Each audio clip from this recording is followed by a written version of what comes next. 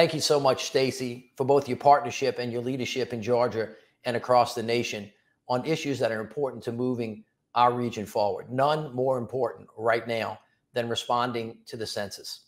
Everybody in America knows we do this every 10 years. Everybody counts, but if they don't count you, they can make you not count. It's so critically important that everybody in America, especially those of us in the South, pay attention, because if they don't count you, then they don't have to send you the resources that we need for public education, for healthcare, for emergency response, for first responders. These census counts are also used for political power. They help us draw congressional lines. They help us draw legislative lines. They help us draw school board lines. They are, in essence, the building blocks of democracy for the next 10 years. As we have seen through COVID, the disproportionate impact on people of color has been dramatic. And the census affects us all here too, because getting resources to the ground where we need it and who needs it is critically important. So as we get ready for the next 10 years, the first building block is the census. That is why I am so happy that Fair Count has been leading this effort, and Pluribus Unum is so thrilled to be able to join you in this day. So one of the things that you can do if you're watching is to make sure that you respond to the census. The second thing you can do is talk to your family and your friends. The third thing that you can do is be a voice across America to make sure that the United States of America counts every human being, because everybody counts. So if you need more information, go to www.my20census.gov to complete this census. If you already have, thank you for doing that. Make sure that your friends do it as well. Make sure that you counted. We have way too much at risk to sit this one out. God bless you. God bless America. Let's get counted. Good evening. I'm Tyrone Walker, Vice President of the Great New Orleans Foundation and EPU board member. Welcome to Louisiana's All Faiths Count Interfaith Panel Discussion. A part of the Census in the South Road to Recovery virtual bus tour, Pluribus Unum and Fair Count have come together for a series of events across the Southeast parts of our country, emphasizing that a full recovery from this pandemic requires a fair and accurate census. In addition to this event, their teams and volunteers have been texting and calling Louisiana residents, encouraging them to participate in the 2020 census. As of today, Louisiana has a total response rate of 76.6% compared to the nation's total response rate of 85.7%. So you can see we have some work to do, and I'm glad you all have tuned in tonight to help us out. So I'd first like to introduce our special guest. We have a dynamic group of faith leaders from all across the great state of Louisiana who are a part of our panel. It's going to be sharing some incredible light with us. I want to first allow each one of the panelists 60 seconds to just introduce themselves, tell you a little bit about themselves, where they worship, their profession, and anything else they want to share about themselves. Well, let's start with Pastor Jonathan Everett. My name is Pastor Jonathan Everett from Rock of Ages Baptist Church here in New Orleans, Louisiana, and Jonathan Everett Ministries. I'm excited to be a part of the panel because I think this conversation is necessary for the cultivation of our community. Thank you, Pastor Everett. I can't wait to talk with you more. He's doing great work in the city of New Orleans. Next up, we're going to talk to another great faith leader from the great city of New Orleans, Father Tony Ricard. Good afternoon. I'm Father Tony Ricard. I'm a priest of the Archdiocese of New Orleans. I'm the pastor of St. Gabriel the Archangel Roman Catholic Church, and I'm the campus minister at St. Augustine High School, home of the Purple Knights. We're not going to hold that St. Aug thing against you, Father Tony. Next up to introduce herself is Dr. Kia Baldwin Richardson. Hi, my name is Dr. Kia Baldwin Richardson, and I'm from the big city of Ruston, Louisiana, where I'm an associate pastor at New Living Word Ministries. I am also a practicing attorney, and I recently launched a podcast entitled Worth You. So I encourage you to get something out of what we're going to do tonight. Thank you. Thank you so much, Dr. Richardson. And rounding us out for introductions, last but certainly not least, Pastor Carlos Ford. Hello, everyone. I'm Reverend Dr. Carlos Ford from Tallulah, Louisiana, big city of Tallulah. Zion Flower Praise Outreach Ministry. I'm a senior pastor, and also the Carlos Ford Ministries. Awesome. Thanks so much. As y'all can see, this is a dynamic group, and I know they're going to share some amazing things. So let's just get right into the conversation, talking about the census and its importance in the southeast part of our country, particularly here in the state of Louisiana. I'm going to start off with you, Pastor Everett. I'd like to start by talking about the fact that for generations, faith institutions have been, you know, the bedrock, the foundation of civic engagement and activism, especially in the African American community. Most, if not all, of large movements in this country have involved some faith component, and the census is no different. We have seen places of worship mobilize their congregations in 2020 in innovative ways. Why have you made the census an important part of civic outreach, not only in Rock of Ages Baptist Church, but in the community you lead as well? That's a fantastic question, Mr. Walker, but it brings to mind this story guy told me. 5 frogs on the log, 4 frogs decided to jump off. How many frogs still on the log? And I answered the question honestly. I said 1. He said no. He said 5 frogs on the log, 4 decided to jump off. How many frogs on the log? I said 1 again. He said no, 5 frogs are still on the log. Just because those 4 decided to jump off the log doesn't necessarily mean they jumped off the log. And he was trying to get me to get the point that there's a big difference between desiring and enduring. And traditionally in the African American community, we've been concerned about what goes on inside of the 4 walls of the church. And we have all of these great desires. We have all of these great spiritual accoutrements of what spirituality should look like. And for me, navigating through ministry, I decided to put my hands in this civic responsibility because I want to do it. I want to make sure our people understand that in order to possess what it is that we preach inside the 4 walls, we have to be concerned about what happens on the outside of those 4 walls. It is vitally important necessarily because, you know, civic engagement in our churches has caused a great dent and a strain on our community because we're not as involved as we should. So the biggest distraction in our community is misinformation. So I wanted to make sure that throughout these years and throughout all of the things that are going on in 2020, we know how crazy it's been, to make sure that they understand if you're going to possess what we preach inside the walls, you have to make sure you play your part outside the walls. Wow, man. That's one amazing way to kick this thing off. I feel like we might be going to revival too, in addition to doing this panel. So thank you for kicking it off that way, Pastor Everett. I'll go to you next, Dr. Richardson.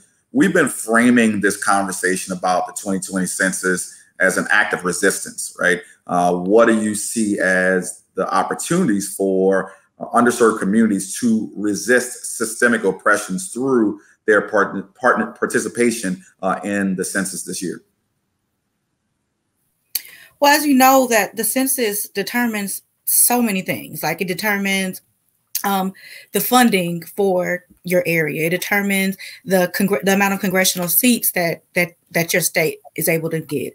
It determines so much. Food programs are determined by the amount of people who register. So the way that you resist systemic oppression is to do your part. This is one thing that you can do. You know, many times underserved communities feel like they're helpless, like you can't do anything. But this is the way that you can be counted. You make sure that you step up and you do and you complete this census so that you can be counted. And that's the main rate that you can resist at this time. Can I stay there with you for a second? Sure. In addition to this being framed as something to resist, along the same lines, we can and should see the census as an act of service, right? So you alluded to that. Pastor Everett already spoke about it in a similar way. What is the theological framing that your fellow faith leaders should understand and take on to help parishioners better understand and appreciate this particular call to service of civic engagement in implementing the census? Well, as a follower of Christ, we follow his example, and he didn't just talk about it. He was always about doing something. And that's why the word tells us that faith without works is dead. You can't have faith and not have the action to go along with it. And he also teaches us that he'll bless whatever we put our hands to. So what we do there's a correlation to what we do and what we can receive back. So if we want to have everyone to be able to be counted, to be served, to get what's needed, then we got to play our part as well to give to put our feet to our faith. Yeah, thank you for that. Father Tony, along the kind of similar lines, I think what you heard Dr. Richardson do was to, speak compelling about just what's real and what our people have to think about in terms of this census. And you, if anybody has heard you preach, we know that you often use not only to preach the word, but also to speak about real and relevant things at the time. So we often hear the phrase hard to count when talking about Black and brown communities.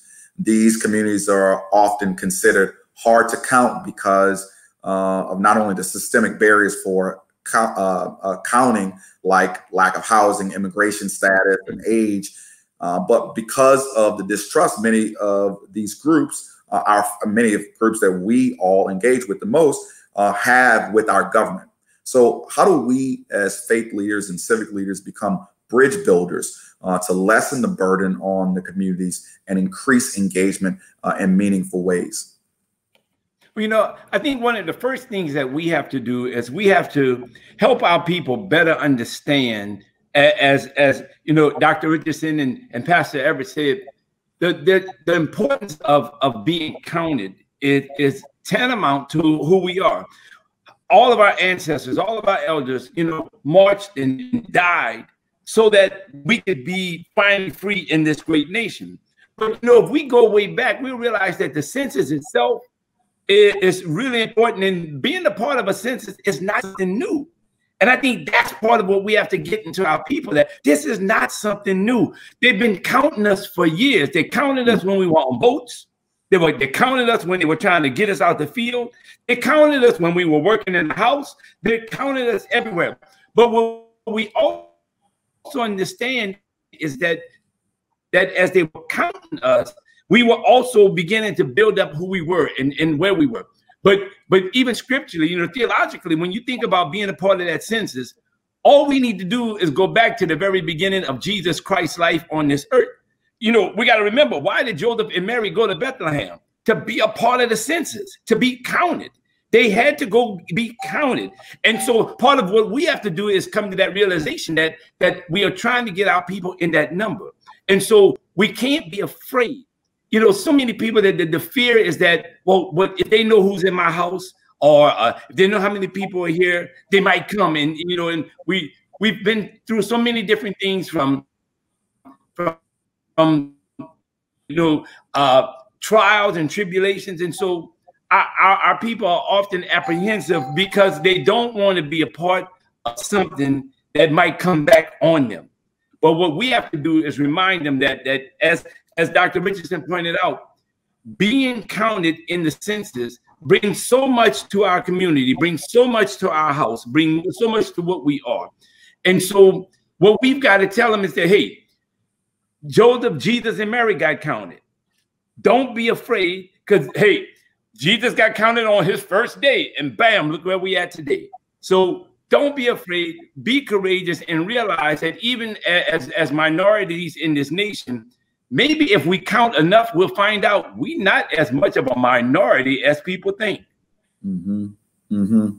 Yeah. Dr. Richardson, Father Tony, quoted my favorite scripture, faith without works is dead. And you came back with one of my best in leadership, which is alluding to the scripture that says, write the vision and make it plain, because you made that as plain as anybody could make it, right? If you're a believer, and Jesus and Mary and Joseph were counted, you can get counted too. So thanks for that. It's a good nugget. We got to take that. We got to add that one to flyers or something. Why don't we go on to you, Pastor Carlos Ford? The Black church in particular has a long history of being civically engaged in social movements. We heard about that a lot. Social movements for change, an essential voice in shaping the public moral narrative for our communities. Where does the church find herself in the larger conversation about civic engagement in this day and time? Well, first of all, it should play a fantastic role, a very important role. However, this is the problem that I have right now, especially in our area. We have a lot of people who are in fear, you know, piggybacking off what some of the other guys have already said. They don't want to be counted. And we play a tremendous role in the church. But what needs to happen, I tell people all the time, we have to position ourselves for great things to happen. Now, the census will position us for something great to happen in this particular community and the others as well. And now those who don't know or don't quite understand, I tell them all the time, Proverbs 3, 5, and 6 comes into play. See, trust in the Lord with all thine heart and lean not to thine own understanding. If we start following this, it would help us tremendously. It's no doubt in my mind. And then the Habakkuk 2 and 2 does come into play. See, write the vision and make it plain upon tables, because this thing is coming about. It's working. It will work. And yes, we're no longer the minority. We are the majority. However, we need to know it and take advantage of it. Full advantage. Wow. Y'all preaching today. Y'all preaching so much. We got to take a little break to have a special message from Louisiana. I'm Pastor Deborah Morton. Hi, New Orleans, Louisiana. Why is the census important? It is the bedrock of our democracy, determining who receives power and resources for 10 years. Communities who do not complete the census do not receive their fair share, and they are underfunded and under-resourced for a generation. It's our time, so let's get counted, Louisiana. All right, we're back. I want to go back to you, Pastor Everett, to kick off this second round, just like you started out the first round real strong. See if you can do it again. Part of our work is to help Southern communities think about how we shift policies that have historically disenfranchised marginalized groups. This reframing of the census as an act of resistance then leads itself to help communities think about the long-term impact of how responding to the census ensures we have the funding we need to a fair and equitable living for all in our community. And we heard right before the last break, Dr. Ford, Reverend Ford, speak to that so eloquently. So where can faith communities position themselves in this conversation about policy? And how do we help our congregations and communities understand what are often complex ideas in simplified, easy to understand ways?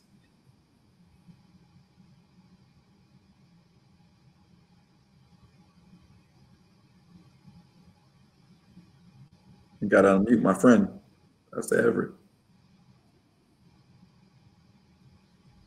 That's another great question, Mr. Walker. And everybody has done so eloquently explain in great details what that is. To your question, I honestly believe that the faith-based community should be more concentrated on being that bridge, which a lot of people are.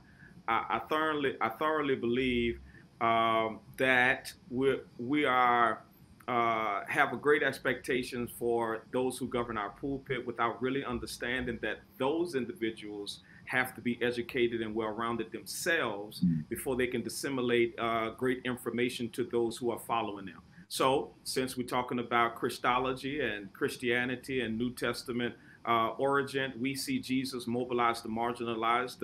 The Sermon on the Mountain is not to save people. The Sermon on the Mountain is not to those who attended church. That sermon was to those who was disproportionately placed in poverty-stricken community and who was going through a lot of hardship. And so he spoke their language. He was able to expose them and educate them, empower them, and engage them in what it is that they needed to be about.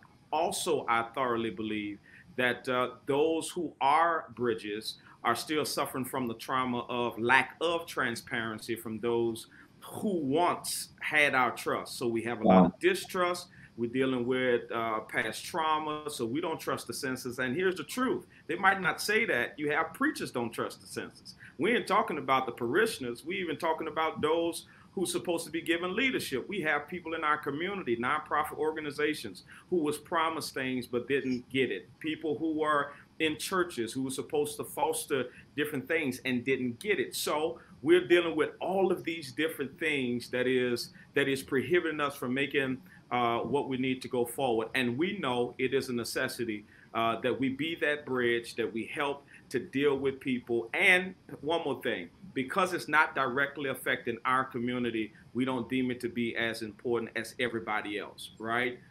And so I think this is important that we position ourselves to become that bridge. But I also believe it ought to be some form of pressure of transparency and total honesty on those who are making those promises so that they can win that trust back. It's hard to tell people about the census. And even at a young church that I have, they think about census and they say, we don't trust that, throw that to the side. And so I have to constantly educate them what that represents. And so I think the transparency and their concentration and the pulpit being educated on it, I think we're gonna make headway this year. That's a good point you made. This notion that the way that we get people to understand things more simply, it starts with being honest with them, right? Acknowledging the things that they know to be issues in the past, hearing and seeing those barriers, right? And it gives us then room to hear and to be converted or to have an open mind to something new. So I think that's a great takeaway that we all need to be promoting, recognizing those barriers and calling them out, things that people distrust, lack of transparency. That's great. Thank you for that. Father Tony, let me go to you with this question. You know, in some estimates, southern states lose roughly $2,500 per year on average for every person not counted in the census. That number is startling. I tell people all the time, numbers don't lie, right? What is the message people need to hear about what's really at stake when we don't get that money inside of communities that need it the most? You know, I think one of the things that we have to help our people become fully aware of is that the money that they talk about that we get through government programs, through different things benefiting our states, is not somebody else's money. It's our money. When I hear people talk about entitlement programs and this and that, I'm like, wait, time out. Last time I checked, I'm paying taxes. I'm paying taxes at stores. My family's been paying taxes. We've been in Louisiana since the 1700s. So even when we were working for somebody, at least they had to pay the taxes with free labor. But we got to make people realize that we're not talking about somebody else's money. We're talking about our money. And if we're not counted and our communities are not benefiting from real numbers, then all truth be told, that $2,400 or so, we letting somebody else take our money. So reality is, just like you won't let somebody walk up in your house and go in your wallet and take bills out and go somewhere, we don't need somebody walking in our community and taking money out of us because we were afraid to be counted in the census. Wow. The reality is that they're hoping that we don't fill out the census. They're hoping that we're not counted accurately. Because as Dr. Richardson pointed out, we will end up with smaller districts. We will end up with smaller regions, a less opportunity of putting somebody who really supports all the people, not just a certain segment of society. We will end up with so much, but to be straight up and honest, don't let them people keep our money. We work too hard. We give so much.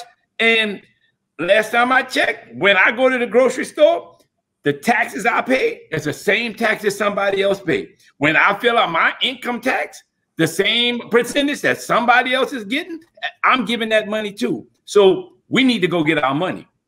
Wow, go get our money. Go get your money. Look, I'll make sure Fair Count and EPU are really taking this as a messaging framework, right, to close out the last couple of weeks of this effort to get people counted. Because I think I've never heard anybody explain the census and the importance of it that way.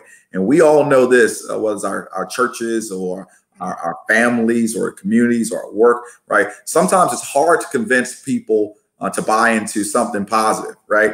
And it's real easy more easy many times, or easier many times, to get them to activate when they believe something is being kept from them or a harm is being done to them. And the truth is, that's not what you just laid out, is not an exaggeration, right? That is just a fact, right? The money is going somewhere, right? It's not just going to sit in Congress, right? The money is going out the door. The question is, if we don't activate, what other communities are going to get it? Somebody's going to get it. So that's an incredible, insightful thing that you shared there. So thank you for that. Dr. Richardson, in our work, we've seen systemic challenges like lack of access to the internet plague rural Southern communities' ability to deeply engage in civic actions like the census, right?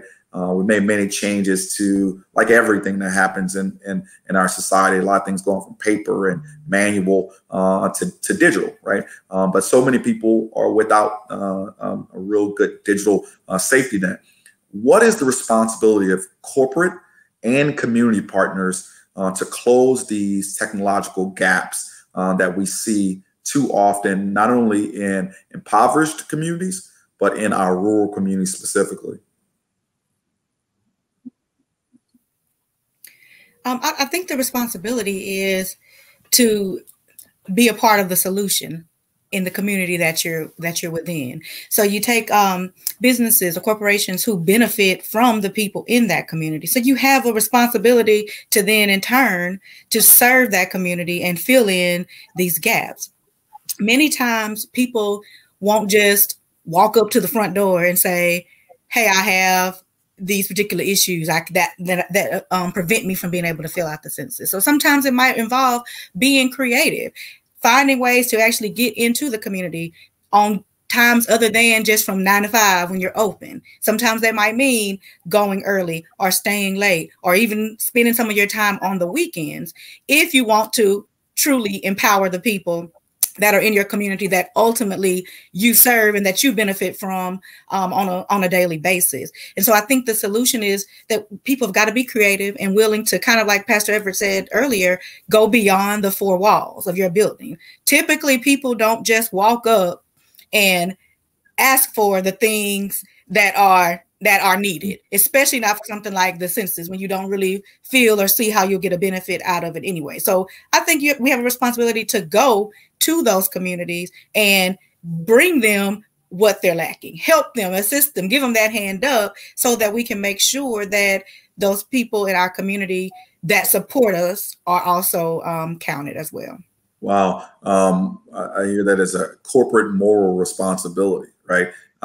This notion that the businesses and larger organizations that operate in the community don't just have a responsibility to activate and respond when people come to us and tell us they need something. And that's good. That philanthropy and investment is good. But what you're talking about is everybody that is maybe a corporate citizen or NGO or nonprofit leader or organization, seeing their responsibility on the front end of it and going to these communities and looking ahead and being creative about the needs that exist as well, without people having to come and ask for it. That's really instructive. Thank you. And if I could add something to that, everybody likes free stuff. So one way that you could always engage your community is offer something free. Cook a couple of hamburgers and some hot dogs and just appreciate your community. And one thing that does is that shows people you actually care. And then when I see that you care and we build a relationship, then I'm going to listen to you more when you try to tell me about filling out this census. So we just build that trust first. Awesome. Pastor Carlos Ford, back to you. This has been a trying time for faith leaders across the South.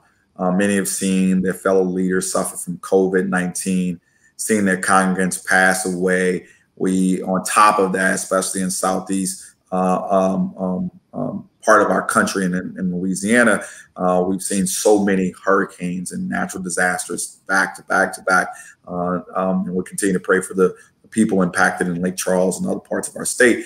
But we know that we will get through this pandemic and the other challenges. What is your message of hope and perseverance when there's so much despair around all of us, especially your congregants?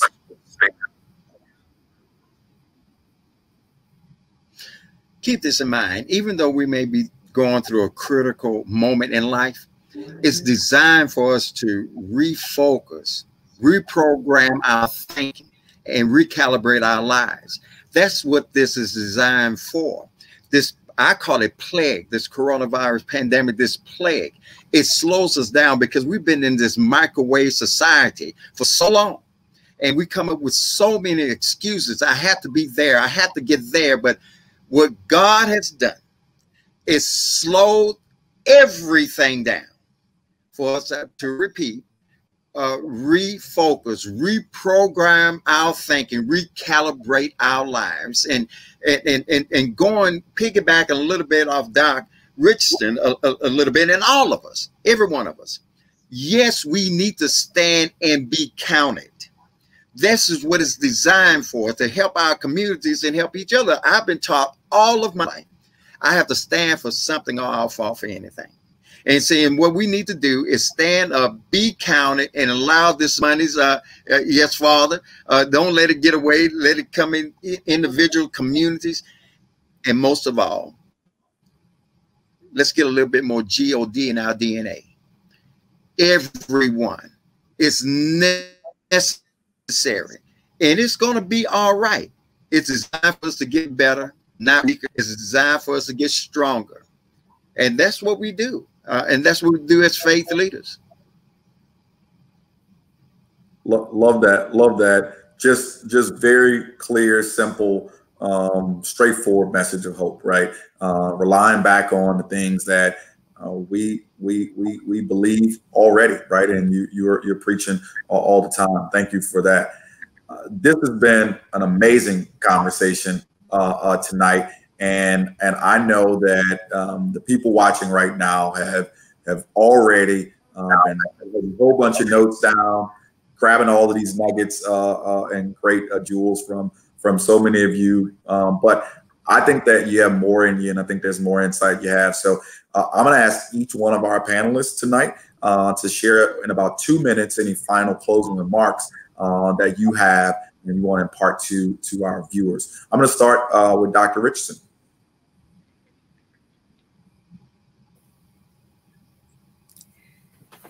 Just the last thing that I want to say is just to remember that the word tells us that what we do unto the least of them is what matters the most, is what he's looking at. What we do unto the least of them is what Christ is looking at.